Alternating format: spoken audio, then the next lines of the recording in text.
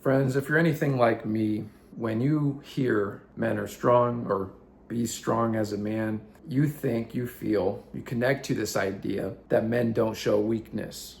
And in that, you don't show emotion. But what if I told you, actually, to challenge you, real strength is actually feeling your shit, is actually feeling your feelings. And in that, you will show what is considered weakness. You will be vulnerable in that sense. But you're doing the thing that is most hardest for you. You're doing the thing that you don't want to do. That, to me, is real strength. I don't know about you, friends, but for me, for my entire upbringing up until maybe about 2 years ago now, when I started to do this dismantling of my masculinity, the common misconceptions that I followed, maybe you can relate to these. You never show weakness. You never show emotion. You're never vulnerable. You don't show your cards. You put on your mask. You are successful. You hide behind the success. No one's going to question you. Those are a lot of misconceptions that I've been navigating, creating, and shaping my life with. And all of them, for the most part, are damaging in some way, shape, or form. And I just say in some way, because I don't want to throw all that away. I'm not going to be a movement here that says, oh no, throw all those toxic traits away. Keep them. Keep them. I want you to keep them. I keep them. And I reshape them. I redefine them. I take the pieces I like and kind of get rid of the pieces I don't like. There are going to be moments where I shouldn't show my cards. In life, I do want to be successful. So I'm going to be very ambitious and work on my goals and get shit done that I need to get done to be successful. I want to move in this life with an energy that is masculine at its core, where, yeah, I could trust that person in moments of chaos. But at the same time, you have to then be capable of the opposite of that and not just leaning on those traits, not leaning on those strengths, because you'll just be so top heavy that you neglect the other side, which is likely what has happened to you already. And that is exactly what's happened to me. I struggle to show my cards. I struggle to show weakness. I struggle to show emotion and feelings. I struggle with this idea if I'm not successful. I struggle to not put on a mask and be vulnerable. I struggle with compassion, with empathy, with understanding of situations. Sometimes I come across very cold. There's a cost to that, though. As much as we like it, there's a cost to it. And all those downsides, there's a price to pay. And it oftentimes comes up in relationships with you and your partner. When you guys get into arguments because you are this way and you can't reconnect, you shut down or you argue and lash out when they approach you with conflict, right? I'm a broken boy, maybe you are too. I don't like conflict, especially with a woman. I will shut down because I am so cold and callous sometimes, so cerebral in my approach. I don't want to say logical, but cerebral, where it's like I don't think with my heart as much as some people do. I think a lot more with my mind and my headspace, but now I'm top heavy, right? And to connect to like a woman, for example, in an intimate relationship, oftentimes she's going to operate from emotion, her heart, her feelings. And at some point when the honeymoon phase ends, what's the cost? Disconnection, maybe eventual breakup. And if it's not this partner, you break up with this partner, fine. You get into this new relationship. Again, when the honeymoon phase ends or at some point in this relationship, same fucking pattern again. Why does this happen again? Oh, I don't like women. I can't trust women. Why do all women treat me this way? Men go their own way and just kind of like forget about it.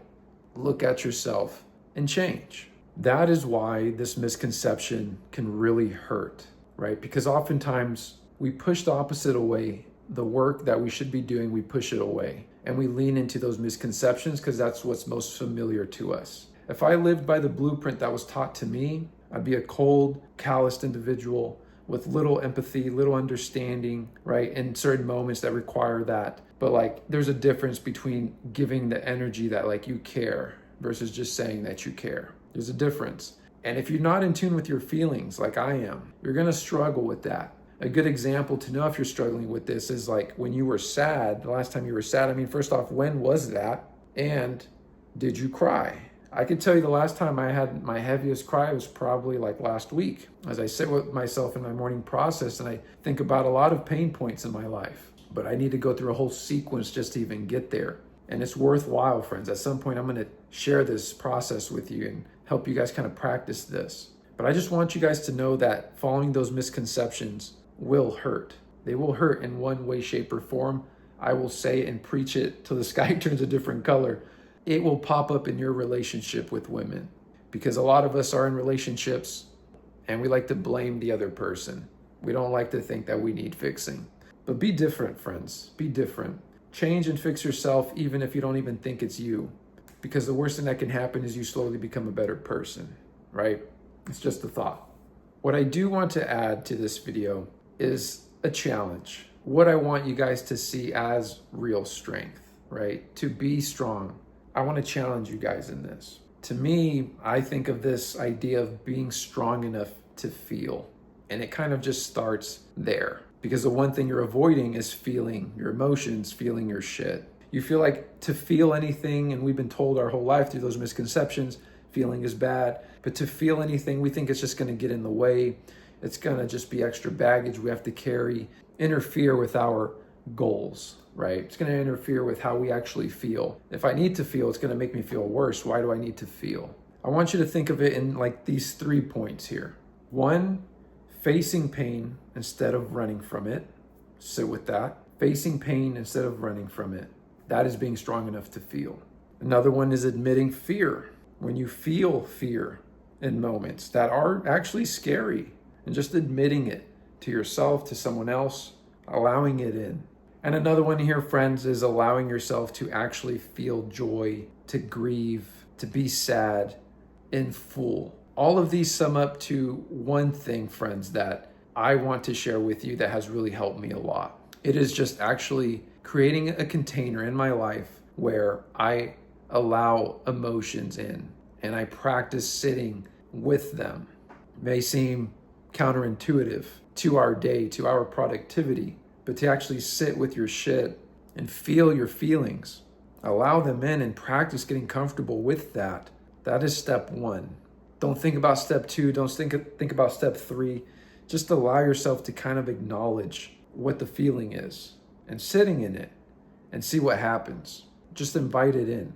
Allow it to take its course. If it takes you out, surrender, right? Some of these feelings are very strong, but just surrender to the feelings. It's okay. It's okay. Allow them in. And over time, friends, that's how you start to kind of connect you to your feelings slowly over time. That's step 1. Oftentimes people think of this as meditation. Other ways that I like to access this is waking up early when I'm first in the house to rise. No one else is awake. I get a lot of peace, tranquility in those moments, right? House is quiet. Sit in silence. Do some breathing exercises. You can put on a meditation app.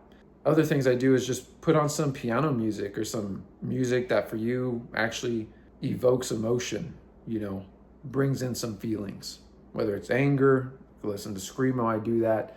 Or listen to like Adele or Lana Del Rey or, some female voice that just kind of does it for you, right? To takes you to a certain place where, okay. And for me, what helps is just doing it in private, right? No one's around. No one has to see me do this shit. It's just me and my own feelings, right? Me by myself. And then you just, put yourself back together and you're good, right? And that is you being strong enough to feel. That is you being strong. So just practice. That this is just an invitation for you to try this. Pieces of what I just said is what I do in my morning process.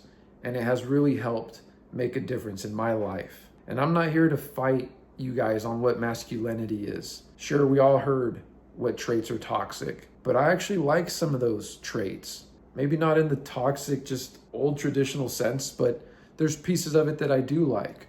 And as we redefine what our own masculinity looks like, we can take snips and pieces of what we like, but we should also really do the things that are difficult, which is feeling, expressing, being vulnerable, and things like that. The things that we were taught to not do. That's the challenge. And in doing that challenge is, again, where that strength comes up. And I know you guys are strong. I'm not here to say you guys aren't. I'm just here to bring you guys along with me. Because I think as men, we're already men.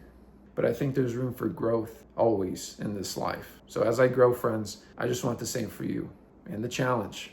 The challenge is good too.